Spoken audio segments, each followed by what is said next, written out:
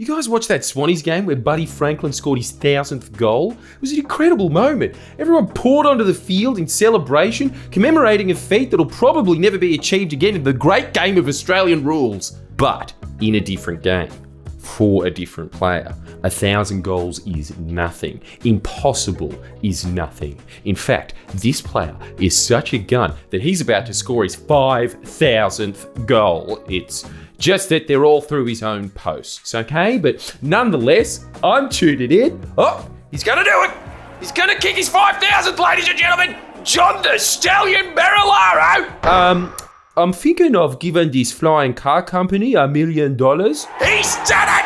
He's done it again! It was always just an expression that those at the top of their field defy gravity until today! Just like the Jetsons, stooge! The Jetsons have arrived to Narromine in a way. That's for those older ones in the crowd that don't remember. The Jetsons is a cartoon about flying cars. $950,000 to see for the very first time a precinct, a tenant, someone in the space of where we're looking at flying cars. And that's the easiest way to say it. Yes, you thought I was joking. Perhaps the funniest use of your taxpayer dollars bar, maybe, I don't know, John Barilaro's bushfire recovery grant going to a skydiving adventure park. Yeah, because, bruz, hear me out. Like, you see a big-ass bushfire coming your way. Oh, what you gonna do? Oh, that's right. Your boy John Barilaro invented the flying cars. You get out one of those sick beasts, you fly away, skydive out of that shit, land in the adventure park where there's a bunch of hot media advisors waiting to do this and that, not admitting to anything here. Friend wouldn't ask, a gentleman wouldn't tell. Holistic governing, you dumb bitches. 10 years! He was in for 10 years and he ran the government like a 13-year-old and no one said shit for a decade. He never thought, oh, maybe that bushfire recovery grant should go to, I don't know, toilets for firefighters. No, just piss behind the tree. Or if there's a fire, piss on it to put it out. Or, even more hectic, piss on it from your flying car. Yeah, think outside the box, stooge. See, this is the kind of door-opening hustle mentality you're missing out on by saying your boy isn't qualified for that New York job. You know who else didn't have a degree? John Cena. And his name is John Cena! Are you sure about that? He's actually that much of an innovator. Mount Riverview RFS applied for a grant to complete a toilet upgrade as part of this bushfire recovery program. Denied! But the skydiving adventure park got over 10 times what the RFS was asking for. Which brings me to the main point of this video, which is, if there's anything this year has taught us, it's that you can take John Barilaro out of politics, but actually, now that I think about it, you just can't take him out of politics. His visionary legacy lives on. Chiefly the legacy of giving himself a mad job to semi-retire to, but there was other things as well, such as the fallout from the other job he got, making reps to government officials on behalf of Alameddine-linked builders. Watch my video on that here. Mind you, he was working for Coronation around the same time that he was in court screaming, "I'm not linked to the mafia!" The Alameddines, that's another issue. But not the fucking mafia! It's a fucking disgusting slur! Yeah, boy, someone ought to give him concrete shoes. Maybe they should, Wes Fang. Maybe they should. Pretty good legacy already, but in the far-off distant future of 2026, what will Australia look back on in gratitude to, yeah, sure, the Deputy Premier of New South Wales, but I think we could all agree, the chief hustler of the world, John Barilaro? First, chiefly brought us the Snowy Mountain scheme, but John made it heaps madder with hectic ski jumps. Joe Bioki Pedersen, my personal hero, right up there with John Cena, bought Queensland a bunch of dams. Far gayer state, sure, but hectic nonetheless. And finally, the honest chippy from Queanbeyan saw Harry Potter 2 and thought, why should England have all the fun? Think it, dream it, do it, stooge. I'm serious. Paraday's government are seriously floating flying cars in New South Wales by 2026 and crediting a grant from Chitty Bruz here as being one of the main flying factors in making the dream a reality. A draft of the future transport strategy has been leaked. Listen to this. eVTOL, electric vertical takeoff and landing aircraft technology, could provide fast and affordable point-to-point and on-demand connectivity to regional hubs and potentially capital cities.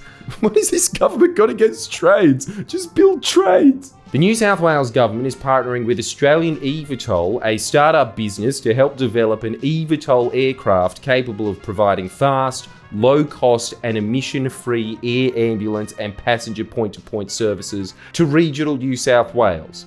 Through the New South Wales Government's Regional Investment Attraction Fund, we have awarded a $950,000 grant towards construction of a testing facility at Narromine Airport, where developmental test flights will be conducted with the goal of having a certified aircraft capable of commencing operations by 2026. Australia's funny. On the federal level, the coalition were campaigning on electric cars being impractical, whilst their state counterparts gave a startup supposedly out in Narromine, Australia's Silicon Valley, $1 million taxpayer dollars going, yup, that'll do it. Flying electric cars by 2026. State of a business. God, the shit John made them go along with because he possesses the superpower of throwing a 2-year-old tantrum as a 50-year-old man. Third world level land clearing, build flying cars. Guys, Blade Runner 2049 is just 29 years away. If we want to get with the timeline, we have to get with the program. And look, before you compare me to that old New York Times article that said it'd take 10 million years to develop aeroplanes, I'm sure Barilaro, along with being the next Mike Tyson, but replace ear biting with licking, is also a one-man right, bruz.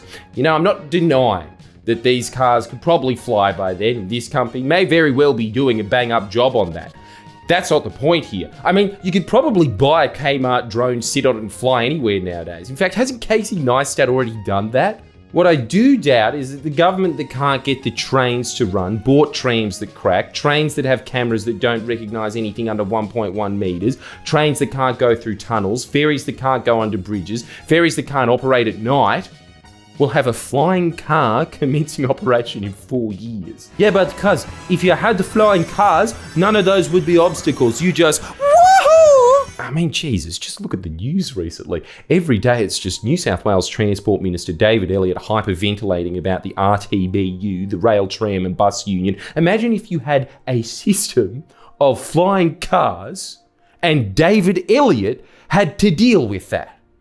That would be fucked. As in, the Flying Union of Cars and Trains. I'm even sympathetic to the idea of the government helping develop new transport technologies, but it doesn't exactly give you confidence when every minister, when asked by Labor in budget estimates about this flying car idea, have the same response they have when asked about any other aspect of Bruz's legacy. They distance themselves and joke about it. Watch this. This is David Elliott's response to questions from Labor gun John Graham. Look at this. Given the problems that the government's having with the trains, with the trams, with the ferries, given the tolls on the roads, why is your government's future transport strategy promising flying cars in the next term of Parliament? Well, John, we can chew gum and walk at the same time. Just because we've got challenges today doesn't mean we shouldn't be looking at the opportunities You're backing of this tomorrow. in, Apparently you flying can't walk or chew cars gum. in the next term of Parliament as your draft future transport. You're backing this in. No, I'm just saying, Joe, I'm quite... Of course we're going to be futuristic. We wouldn't have electric ferries if we didn't think about Despite the fact that CASA won't regulate this till years afterwards, you're promising in your future transport strategy... Maybe if, John, this matter is brought forward, well, then CASA might review it earlier. But I'll have to put any questions about flying cars not on your department? notice. On notice. Will they fly from Parramatta to Wentworth Point? Is that the first? Are we looking at that as an option? Now you're being silly, Daniel. Will they fly you to your meetings with Alex Klassen? To be fair, happen in March. Maybe they can be like the DeLorean and go back in time. Scott, you're having too much How much was the amount of money, John? Be part of Metropolitan Roads. $950,000. That's nearly as much money as what the RTBU gave the Labor Party last year. Oh, that's a good way to end. I gotta say though, that clip was awesome. It was like the budget estimates just turned into your favourite podcast. 3 dudes just straight vibing. And if you thought David Elliott's clip was awesome, well, he's just done something even better. You think this government doesn't follow procedure and listen to criticism? After being humiliated by Labor in the estimates, the New South Wales Liberals updated their targets from 2026 to 2030. Still on time for the timeline, stooge. I know this has just been 10 minutes of us commenting on John's performance in public office, but to sign off, we've been looking at this photo and laughing at it for hours, because we had to. Look at it. Without much further ado, I give you... What is this? A car for ants? The flying car has to be at least 3 times bigger than this. If you can think of a better caption, write it in the comments. John Barilaro caption contest. Any picture of him ever in relation to his time in public office. Write something down, send it to our Facebook messages, and we'll read them out. We'll do a whole video on it. There's just too many of them. On this one video, we had all of these ideas and more. As you can see, we're already up to the animal testing phase. We're gonna get like our little hamster and put one of those old-timey aeroplane hats on him and put him in there. Or we can take the Bruz moose. Hop in. But sir, I said hop in. Or, and they said it wouldn't be ready by 2026. Look, it flies and shrinks, just like the magic school bus. Or, oh, do you think the boys on Grand Tour will review this shit? My favorite's James May. No, Richard Hammond, yeah, he's sick. Or, oh bro, you could go so fast up there and like you'd never lose your license like I did down here. No, because there'd be other cars up there, John. No, just make one for me. No, I paid for it. You just make one and I'll give you lifts. Or, wait, what would you do if someone jammed that up your ass? Oh, it'd hurt heaps, hey? Oh, is the air like international waters and you can like smoke cunts up there and bitches? Or, oh, you said that it looked like the Jetsons. This is just a gay helicopter. Or, Spanion's catchphrase from his Microsoft Flight Simulator series. This is probably way too much of a deep cut because it wasn't his most popular series, but I loved it. Yeah, look at that ending lay. Like a glove. Anyway, that was the short list of our suggestions. What are yours? Write them in the comments. And the best one, here's a prize. We might actually do a whole video on it, just remember that, but the guaranteed prize, pinned comment. Runners up, love heart that desperate YouTubers that are getting ratioed put on the positive comments to try and boost them up on the algorithm. But we'll just be giving them away because John's put us in a really good mood. Like and subscribe. Time to go skydiving, stooge! I hate it when he does that. Please share and comment below. Comment.